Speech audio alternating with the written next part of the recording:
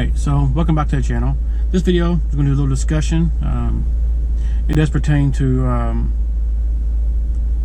well, I would say automotives and in general. That discussion is going to be about SeaFoam. And without further ado, let's do further.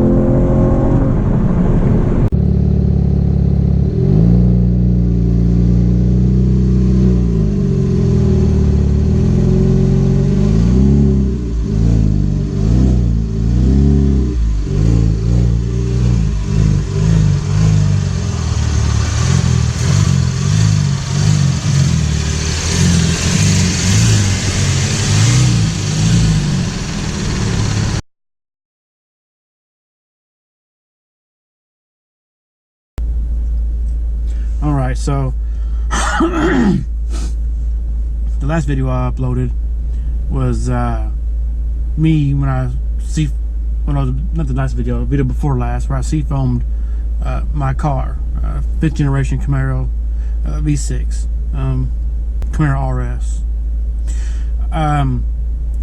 When I uploaded that video, well, one was a question and the other one was a concern, which I got a couple of times actually. First of the concerns were the same thing both times, basically different wording about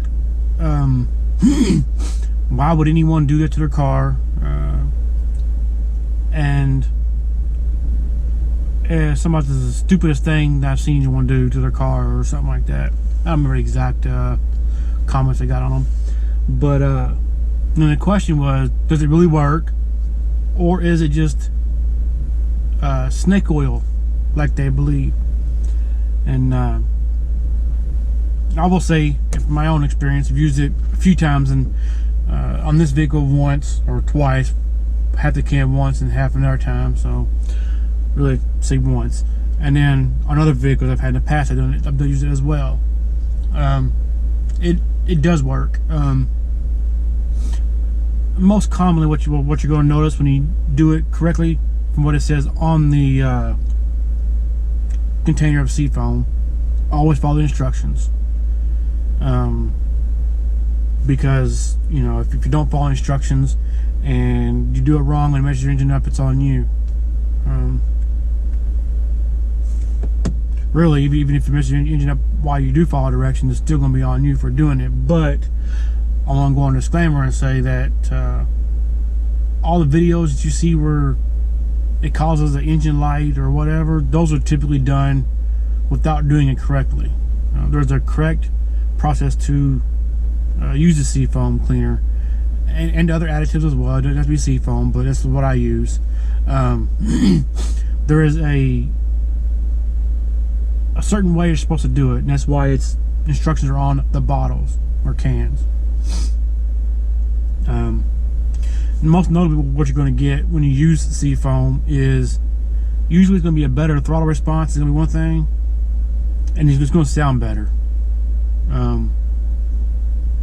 And secondly, what is the third? Anyway, also you're going to be able to feel it. Whether it's the point that the throttle is more responsive, you'll feel that, or if it's because you had so much carbon buildup and deposits that it actually give you more low-end torque after doing it. So,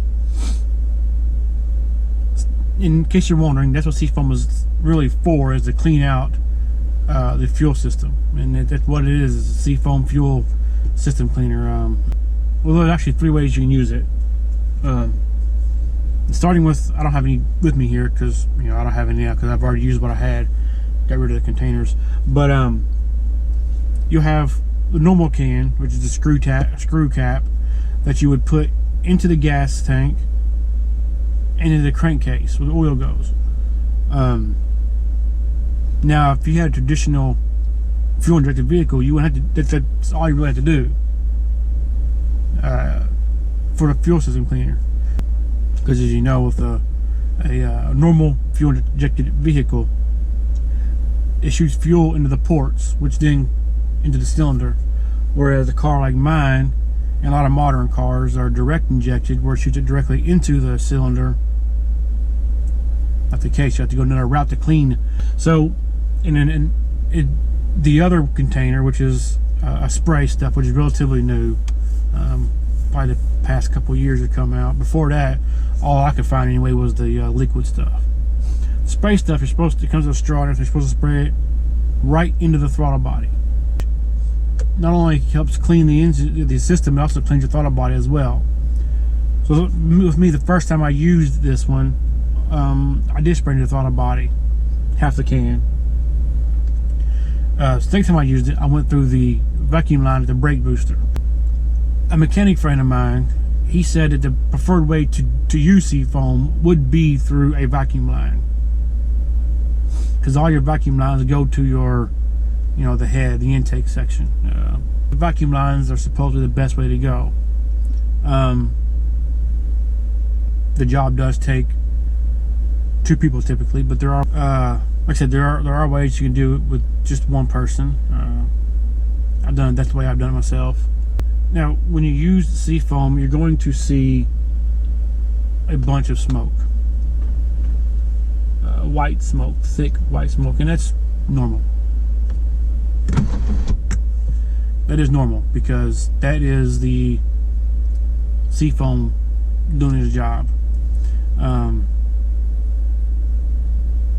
Now you'll see videos where people will just put the SeaFoam in, won't get a lot of smoke, and they'll just go straight driving around with it. That's not how it's supposed to be done, and that's one way it could cause issues, whether it be engine light or whatever.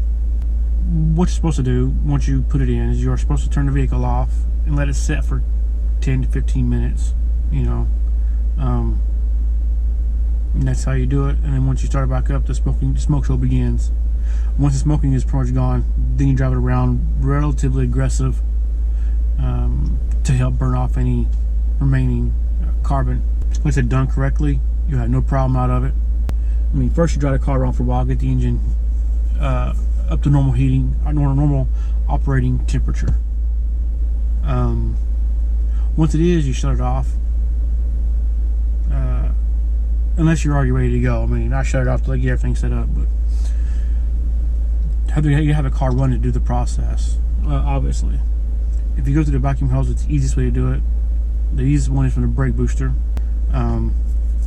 You need someone to keep the throttle up to about, usually about 1,000 to 1,500 above normal idle. I went to 2,000 or 2,100.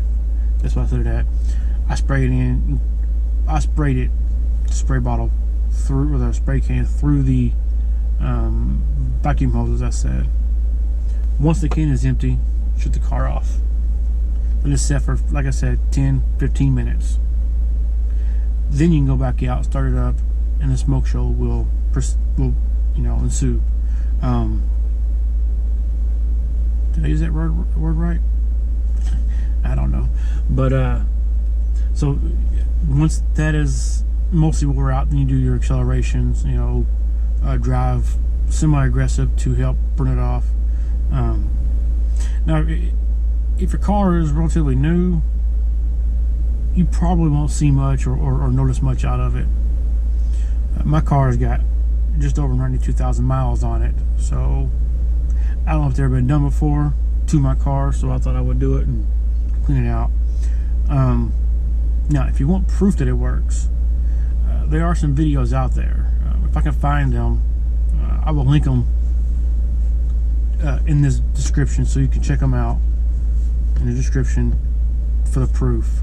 The one that I really know is Crisfix done it to a Honda Civic, and he may have even done it on a lawnmower as well. But he, to prove that it actually works, using a scope to check the cylinders and everything. And the other one, I'm pretty sure Project Farms has done it before too, to show proof of it. just name a couple. There was another video where a guy had checked it before a long trip he took to show that he did in fact gain some mileage out of it, you know, fuel economy. So it has its perks. I want to go ahead and say that I'm not paid by these by SeaFoam or anything. It's just my preferred brand of use. Everyone has their opinions. In fact, the mechanic that told me about how to use the vacuum hose is the best way. He don't even use SeaFoam. He uses other additives to clean. So, you know, it's just what I choose. 'Cause I've used it before in the past. I know it really works. So, anyway, I'm gonna go ahead and say thanks for watching this video. Hope you enjoyed it. If you enjoyed it and learned something, or if you're enticed to use SeaFoam, or try it for yourself, so subscribe, leave a thumbs up if you liked it. If you didn't, then well, then you can always leave a thumbs down. You know, still engagement's there, so it really helps to show interactions like that. It really helps to get the video out more popular and all. So until next time, have a blessed day.